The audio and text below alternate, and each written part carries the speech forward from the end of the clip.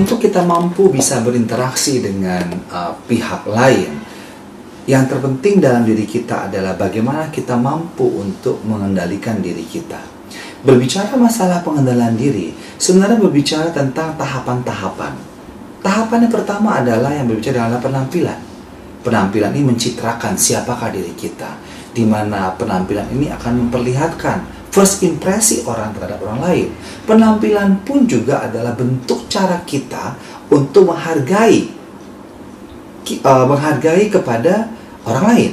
Yang kedua adalah berbicara masalah pengendalian diri, berbicara masalah yang namanya adalah kepribadian atau yang sering sekali disebut dengan adalah emotional coefficient. Jadi sedalam apa kita punya kepribadian, sekuat apa kita punya kepribadian. Kadang-kadang ketika kita kadang-kadang sering sekali berasumsi melihat bahwa kepribadian seseorang ini lebih baik dibandingkan dengan yang lain. Tetapi setelah kita bicara lebih dalam, setelah kita mengatakan lebih dalam, kita mendapatkan suatu pola. Ternyata pola daripada kepribadiannya tidak sesuai dengan apa yang kita harapkan. Yang ketiga adalah tentang masalah adalah etiket. Ini gampang-gampang susah. Bicara masalah etiket, berbicara dengan masalah budaya. Berbicara masalah budaya, berbicara masalah tentang adalah pendidikan. Tidak semua orang mampu untuk melakukan etiket dengan baik. Paling mudah, paling gampang adalah apakah kita ingin untuk meludah sembarangan.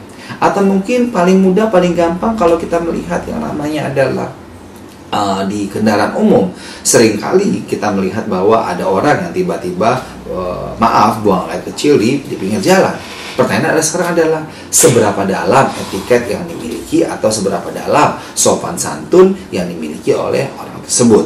Yang ketiga adalah tentang masalah adalah pengetahuan dan keterampilan dalam berkomunikasi. Bicara masalah keterampilan berkomunikasi, kita harus mengerti. Pertama-tama adalah satu, mengerti siapa diri kita. Mengerti siapa diri kita dan apa ciri komunikasi daripada diri kita. Yang kedua adalah mengerti terhadap orang lain dan mengetahui apa ciri komunikasi dari orang lain. Lalu apa dong ciri komunikasi? Ciri komunikasi ada 4. Emotif, ada yang namanya adalah direktif, ada pula yang namanya adalah reflektif, ada pula yang namanya adalah suportif. Nah, dengan kita mengetahui ciri komunikasi saya, kemudian saya pun mengetahui ciri komunikasi orang lain, harapannya apa? Harapannya kita akan semakin terampil berkomunikasi dari waktu ke waktu.